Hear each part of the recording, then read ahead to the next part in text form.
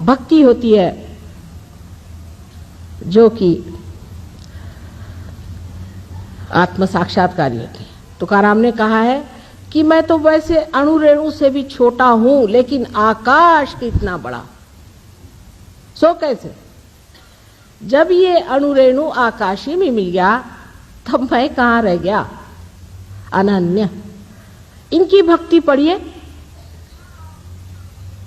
बिरहा के गीत गाने वाले लोगों के पास सिवाय रुलाने के और कुछ नहीं। मिलन के गीत पढ़िए। जो मिलन के गीत गाते हैं वही आपको बताएंगे कि आत्म साक्षात्कार चीज क्या होती है। पाँचों पचीसों पकड़ बुलाऊं, एक ही डोर उड़ाऊं। कितनी अधिकार की वाणी है, अथॉरिटी कितनी है इसके अंदर। जो आत्म साक्षात्कारी होता है वो अथॉरिटी से बोलता है, उसकी अथॉरिटी होती है, उसका अपना अधिकार होता है सब्जेक्ट पर। वो नहीं कि हाँ भाई कोई वो वोट लेने थोड़ी आता है आपसे। हाँ भाई तुम जो भी करो ठीक है, वो भी ठीक है, वो भी अच्छे हैं, वो भी भले हैं। नहीं, जो बुरा है सो बुरा है, जो अच्छा है सो अच्छा है। ये अधिकार की वाणी जहां आपको दिखाई दे, समझ लेना चाहिए कि आत्म साक्षात्कारी खड़ा हुआ है। ईसा मसीह को देख लीजिए कि जिनका सिवाय पवित्रता के सिवाय और उनके अंग में कुछ नहीं था, साक्षात ओंकार से। उनका एक वेश्या से क्या संबंध? लेकिन जब एक वेश्या को लोगों ने पत्थर से मारना शुरू कर दिया तो सामने आके खड़े हो गए, कह ले अच्छा तुम से जिसने पाप नहीं किया मुझे पत्थर मारो। किसी की हिम्मत नहीं हुई। ये जो अधिकार वाणी से जो आपको परमात्मा के गीत सुनाते हैं उनको मानिए। ये आपकी भक्ति जो कृष्ण ने कही है कि भक्ति मार्ग से भी और कर्म मार्ग से भी मनुष्य परमात्मा के पास आ सकता है, वो इस वजह से कि दोनों से जब वो ये समझ ले कि इससे परे कोई चीज है, तभी वो ज्ञान को प्राप्त हो सकता है। ज्ञान को प्राप्त होने का मतलब ये नहीं कि कोई पंडित हो जाए। आपको आज ही एक केस बताऊं कि एक देवी जी मेरे पास आई तो उन्होंने कहा कि माँ देखो, मेरी माता जी ने एक महाशय जी को, वो गुरुद्वारे जाते थे, उसको देखा और उसकी परीक्षा ली तो वो ग्रंथ साहब वगैरह खूब अच्छे से जानते हैं, गुरुद्वारे में जाते रहते हैं, ये वो करते हैं। उसका कि ठीक है। उसने कहा मैं तुम्हारी लड़की से शादी करता हूँ, मेरी शादी करा दी।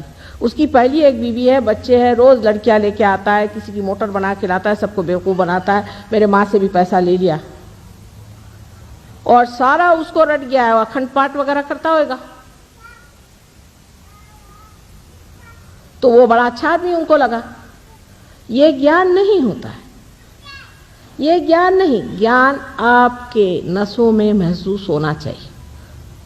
इससे आपको जानना चाहिए कि ये शक्ति जो सारे ऋतु बदलती है, जो सारे जीवंत कार्य करते हैं, वो शक्ति हमारे चारों ओर है। जब भक्ति और कर्म का मेल होता है, ऐसा कहा गया है, तभी ज्ञान प्राप्त होता है।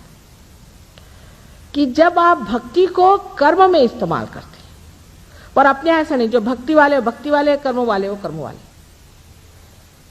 आज आपने भक्ति करी, श्री राम की भक्ति करी, ठीक है, लेकिन आपको ये भी देखना चाहिए कि जब हम श्री राम की भक्ति कर रहे हैं तो उसके साथ हमारे कर्म कैसे हैं? क्या हम श्री राम जैसे हैं? मर्यादा पुरुषोत्तम जैसे हम हैं क्या? हम वाचा से, मन से, बुद्धि से, कर्म से हम क्या श्री रामचंद्र जी जैसे हैं? अगर नहीं है हम, तो हमारा मेल नहीं बैठा। अब सहयोग में दो नाड़ियां जो बताई गई, ईड़ा और पिंगला, इनका मेल जब सर में होता है तो इनसे भक्ति से, या जिसे कहते हैं सुसंस्कारों से या कुसंस्कारों से जो कार्य हम करते हैं, उससे हमारे अंदर जो संस्था तैयार होती, उसे आप मन कह लीजिए। और कार्य में जो हम अपने को व्यस्त करते हैं, उससे जो संस्था तैयार होती है उसे आप अहंकार कह लीजिए। अहंकार और प्रत्यहंकार दोनों ही हमारे सर में जाकर जब मिल जाते हैं, तब इस तालु भाग में आप देखिए कि तालु भाग में कैल्सिफिकेशन हो जाता है।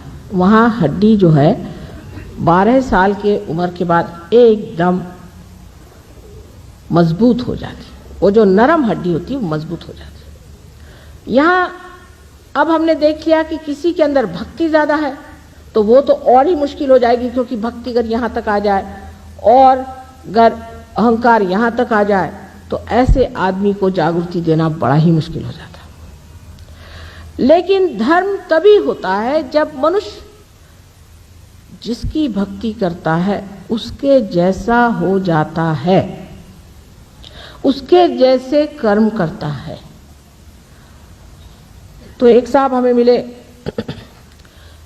मैंने कहा कि आप श्री राम के भक्त हैं, आपने अपनी पत्नी क्यों छोड़ दिया? श्री राम ने भी तो पत्नी को छोड़ा था। अच्छा, और जो उसके पीछे रोते रोते घूमते घूमते लंका जी गए थे उसका क्या हुआ? वहां तक हम नहीं जा सकते।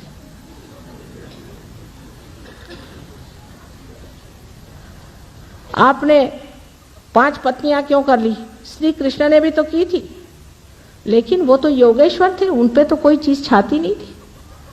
तो हम तो उनको मानते हैं, तो हम तो इस मामले में उनको मानते हैं साहब। वो बात अच्छी करी उन्होंने, 5 बीवियां कर ली।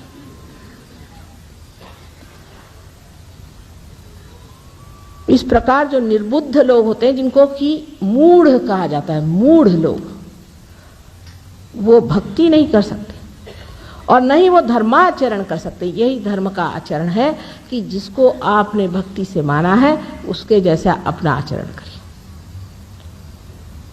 अब ज्ञानेश्वर जी जैसे आदमी, इनके के लिए कहती हूँ मैं कि साक्षात कोई ब्रह्मस्वरूप इतना पवित्र जीव संसार में आया और उन्होंने ध्यान की ही विधि बताई, समझ लीजिए, और उस पर उनके जो बड़े बड़े मंदिर बनाए वहाँ उनकी मूर्तियाँ खड़ी की है। उसके आगे हमारे यहाँ कहते हैं दिंडी करना। दिंडी करना माने राम राम राम राम चले।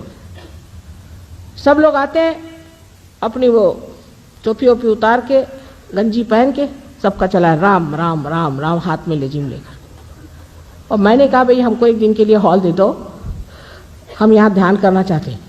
ध्यान व्यान यहाँ नहीं करने का, यहाँ सिर्फ आप दिंडी कर सकते। मैंने कहा साहब वो जो बैठे हैं सामने ज्ञानेश्वर जी, उन्होंने कौन सी दिंडी की थी? कहले वो ज्ञानेश्वर जी थे, पर उन्होंने कहाँ लिखा है कि आप दिंडी करिए? उसे क्या मतलब है? हम लोग तो दिंडी ही करते। मैंने कहा अच्छा नमस्कार, अगर ये आज जीवित होते तो हम आपसे बताते कि आप क्या हैं। निरे मूर्ख हैं और महामूर्ख हैं। कभी कभी इस तरह की गलत भक्ति से हम लोग अपना नर्क का रास्ता बना रहे हैं। इसलिए सजग हो जाना चाहिए और सतर्क होकर के हमें समझना चाहिए कि हमारे भक्ति में कहाँ दोष आ रहा है। अब सबसे बड़ा दोष भक्ति में इस तरह से आता है कि जब श्री राम आए तो उनसे कहने लगे हम तो भाई परशुराम को मानते हैं, परशुराम ही अच्छे थे क्योंकि मर गए ना। श्री कृष्ण आए, हम श्री कृष्ण तुमको नहीं मानते, हम श्री राम को मानते, हो गया। जीसस आए, हम तुमको नहीं मानते, हम मोसेस को मानते, क्योंकि जो मर गए वो अच्छे अपने जेब में रहते हैं। एक प्लास्टिक का फोटो लगा लिया, काम खत्म। लेकिन वो प्लास्टिक का फोटो आपको कहाँ ले जाने वाला है, ये किस चीज का तमगा लगाया है आपने, ये समझ लीजिए। और फिर कहते हैं कि हमने माँ इतनी भक्ति करी और हमारा ऐसा हाल क्यों? तुम तो कहती हो कि हृदय में शिव का स्थान है, हम शिव भक्त हैं, और हमें हार्ट अटैक क्यों आ गया? उसकी वजह ये कि शिवो हम ऐसी वल्गना आपने क्यों करी? क्या आप शिव हो गए?